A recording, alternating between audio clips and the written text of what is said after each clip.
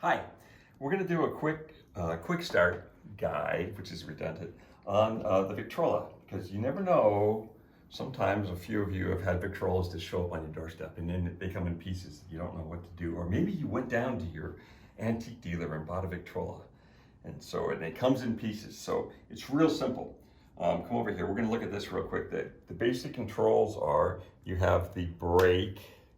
This will be the brake. This is the tone arm. This is the speed control. This is where the crank goes.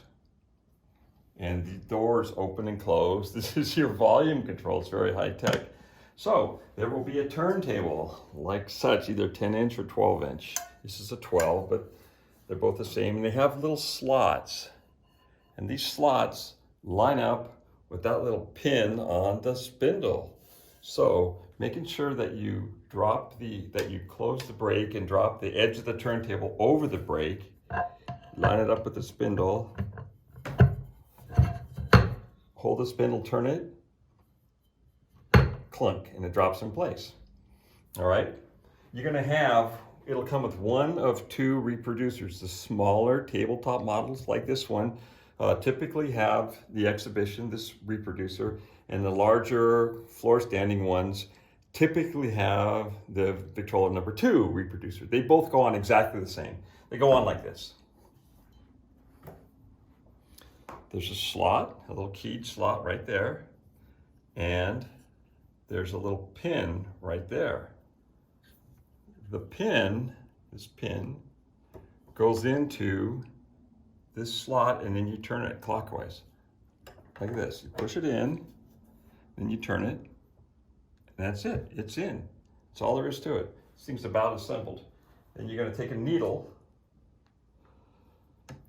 flip this upside down, pointy end out, of course, back the needle screw out a little bit, set the needle all the way to the bottom in the hole there, a little triangular hole, and then tighten it up all the way. Tighten it up pretty firmly so there's no play. And the last thing we have is the crank. So the crank inserts into the little, it's called an escutcheon, the little crank slot. And then you take up the slack on the threads, and then you start cranking. Now typically, how long you have to crank kind of depends on the size of the motor. The real small ones with a single spring motor, like that little guy sitting over there in the corner, that'll only take about 20 cranks or so, and it'll play basically one song before you kind of run out of steam. This is a bigger one. It's going to take 50 or so winds to wind it all the way up. But the good news is then you can play through 3 or 4 songs without having to stop it. So you wind it until it gets, all of a sudden, boom, right there it gets difficult to wind. You're done, stop. You can back this thing off and just let it swing down if you want. Now, you're gonna have some records. The record, these are 10-inch, almost all 78s are 10-inch, about 1% of them are 12, but they're basically 10-inch. You set the record on the spindle, on the turntable.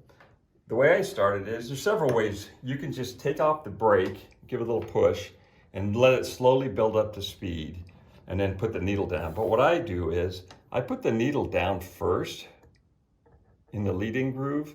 I take off the brake, like that, and then I give it a little flick with my finger, and you're up and running.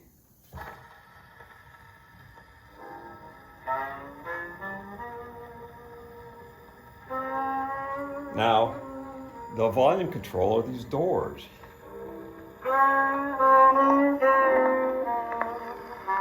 Notice how much louder that gets?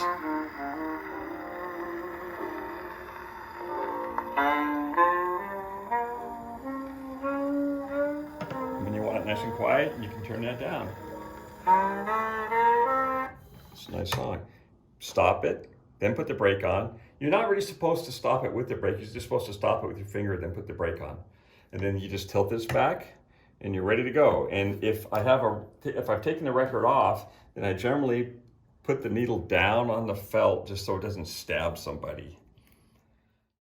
Okay, here we have a little bit bigger. This is a Victrola 9. It works exactly the same. There's no difference really, but it has a few options. So take a look here. One thing it has a speed indicator, so you can tell how fast it's actually going if you care. And it has an automatic brake. The way this works is this little lever over here. You see, yeah, this little guy right there. There you go. You set this so that when the needle reaches the runout groove, it trips that. Now watch how this happens. I'll get it playing. Now watch. You hear that? How it just kind of clicks it off like that? Right there. And it will slow down. So at night, if you listen to it in bed, and when your record is over, you won't have to get out of bed and run over there, pop, pop, run over there and turn it off. It'll turn itself off. And it's off.